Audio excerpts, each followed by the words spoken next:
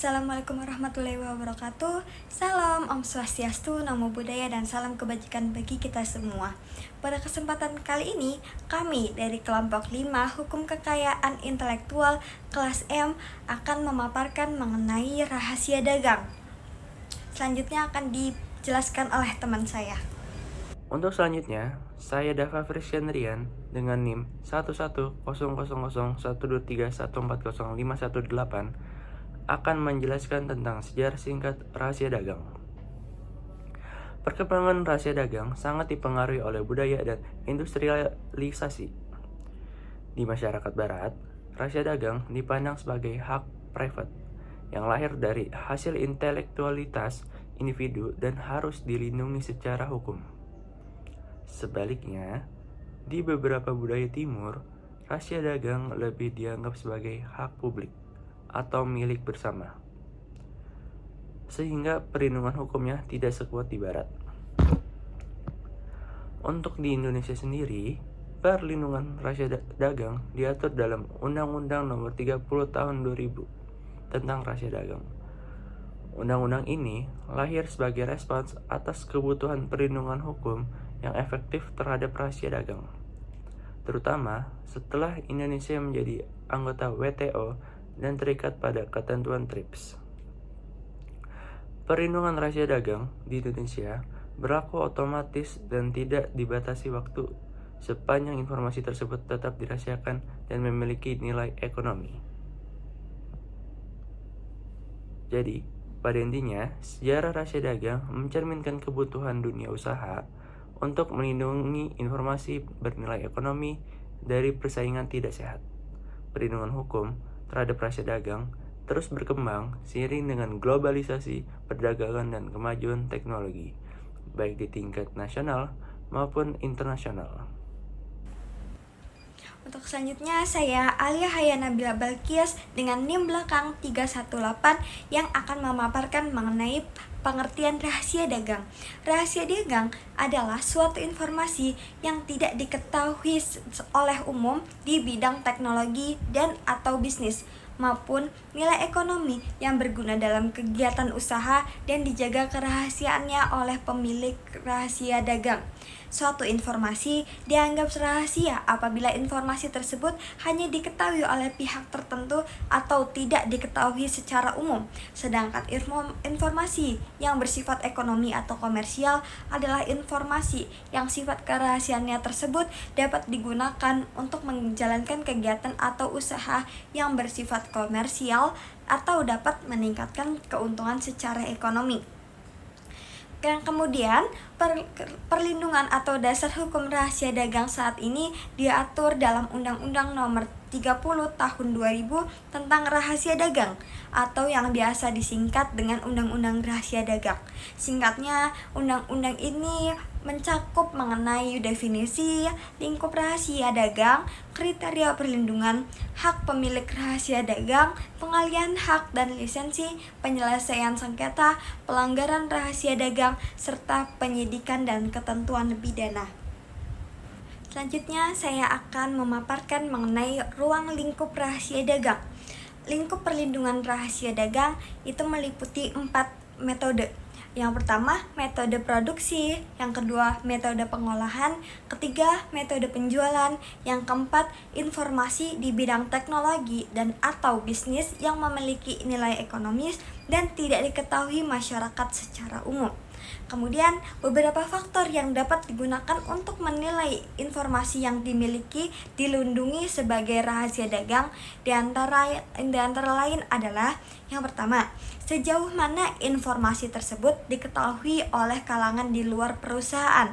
Yang kedua, sejauh mana informasi tersebut diketahui oleh para karyawan di dalam perusahaannya. Yang ketiga, sejauh mana upaya-upaya yang dilakukan untuk melindungi kerahasiaan informasi tersebut. Yang keempat, nilai dari informasi bagi dirinya dan bagi pesaingnya. Yang kelima, derajat kesulitan atau kemudahan untuk mendapatkannya atau mempublikasikannya informasi yang sama oleh pihak lain.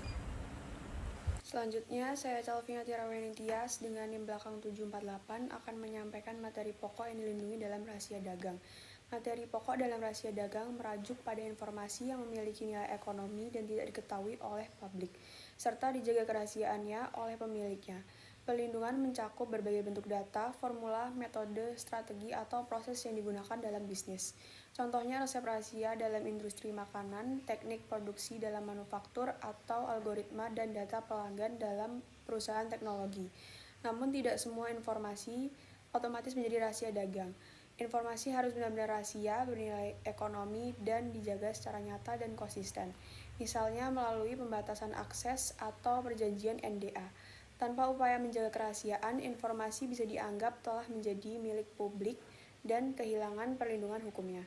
Perlindungan rahasia dagang lebih bersifat defensif dan internal, tidak bergantung pada pencatatan resmi seperti hak paten atau cipta. Selanjutnya yaitu kepemilikan trade secret. Berbeda dari hak kekayaan intelektual lain, rahasia dagang tidak memerlukan pendaftaran. Hak atasnya timbul otomatis saat informasi memenuhi syarat kerahasiaan, nilai ekonomi, dan dijaga secara khusus. Pemiliknya bisa perorangan, perusahaan, lembaga penelitian, atau instansi pemerintah. Rahasia dagang juga dapat dialihkan atau dilisensikan meskipun tidak terdaftar. Ia tetap sebagai aset tidak berwujud yang bisa diperjualbelikan atau diwariskan.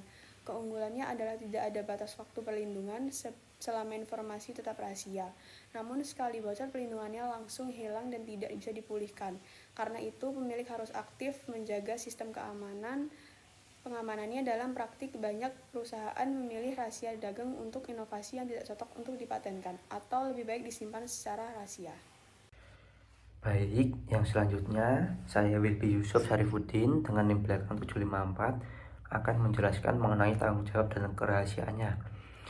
Pemilik rahasia dagang bertanggung jawab secara hukum untuk melindungi, menjaga, dan mencegah penyebaran informasi rahasia yang dimilikinya.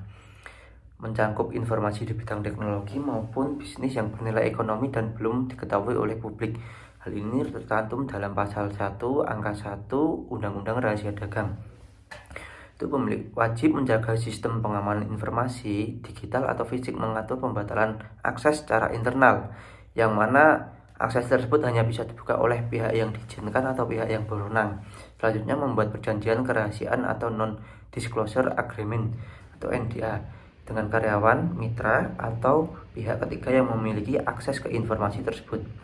Jika pemilik aktif tidak menjaga kerahasiaan tersebut dan informasi bocor, maka perlindungan hukumnya hilang dan tidak dapat digugat secara hukum karena dianggap bukan lagi rahasia.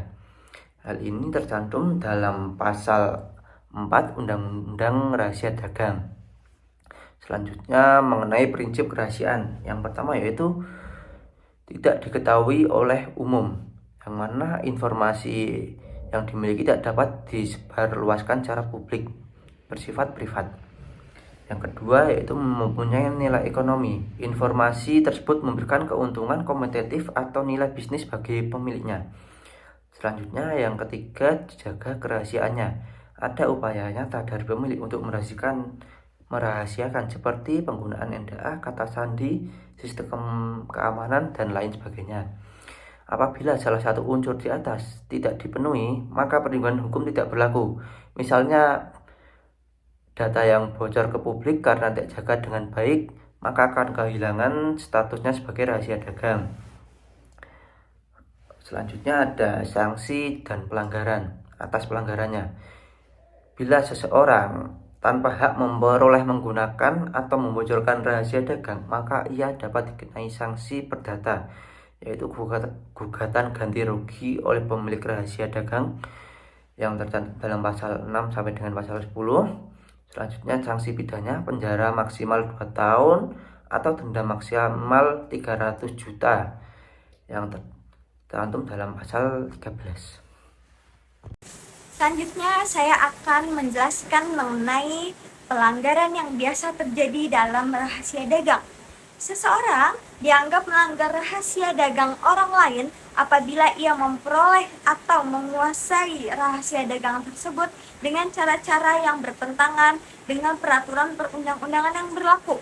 Misalnya, tindakan pencurian, penyadapan, spionase industri, membujuk atau mengungkapkan dan membocorkan rahasia dagang melalui penyuapan, paksaan, dan lain-lain, serta dengan sengaja mengungkapkan atau mengingkari kesepakatan dan kewajiban yang tertulis untuk menjaga rahasia dagang yang bersangkutan. Tindak pidana yang dimaksudkan dalam rahasia dagang ini termasuk delik aduan. Untuk materi selanjutnya, yaitu akibat hukum pelanggaran rahasia dagang akan disampaikan oleh saya, Muaidatun Nadifah, dengan NIM belakang 0170. Pelanggaran rahasia dagang merupakan tindak pidana di mana perusahaan atau yang dirugikan dapat melakukan gugatan ke pengadilan negeri seperti yang tercantum dalam pasal 11 ayat 2 Undang-Undang Nomor 30 Tahun 2000 dengan delik aduan. Delik aduan adalah jenis tindak pidana yang hanya dapat diproses secara hukum jika ada pengaduan dari korban atau pihak yang dirugikan. Hal ini berbeda dengan delik biasa yang bisa diproses tanpa pengaduan. Delik aduan memerlukan laporan atau pengaduan dari korban untuk memulai proses hukum. Hal itu bertujuan agar memberikan perlindungan hak pribadi korban, memungkinkan korban untuk mempertimbangkan untung rugi sebelum melaporkan, dan memberikan kesempatan untuk penyelesaian di luar pengadilan. Berikut adalah akibat hukum pelanggaran rahasia dagang. Terdapat dua jenis sanksi yang dapat dikenakan kepada pelaku pelanggaran rahasia dagang, yaitu yang pertama ada sanksi pidana. Dalam sanksi pidana, pelaku pelanggaran rahasia dagang dapat dikenakan pidana penjara paling lama 2 tahun lamanya, atau pelaku juga dapat dikenakan denda paling banyak 300 juta rupiah seperti yang tercantum dalam pasal 17 Undang-Undang Nomor 30 Tahun 2000. Yang kedua, yaitu sanksi perdata. Dalam sanksi perdata, pemilik rahasia dagang yang dirugikan dapat mengajukan gugatan ganti rugi ke pengadilan, seperti yang tercantum dalam pasal 11 Undang-Undang Nomor 30 Tahun 2000. Gugatan ini bertujuan untuk mendapatkan ganti kerugian akibat pelanggaran rahasia dagang yang telah dialami. Telah usai pemaparan dari kami mengenai rahasia dagang. Apabila terdapat salah kata, saya memohon maaf sebesar-besarnya. Kemudian saya ucapkan terima kasih pula pada teman-teman yang sudah menonton hingga akhir. Assalamualaikum warahmatullahi wabarakatuh. Salam Om Swastiastu, Namo Buddhaya, dan salam kebajikan bagi kita semua.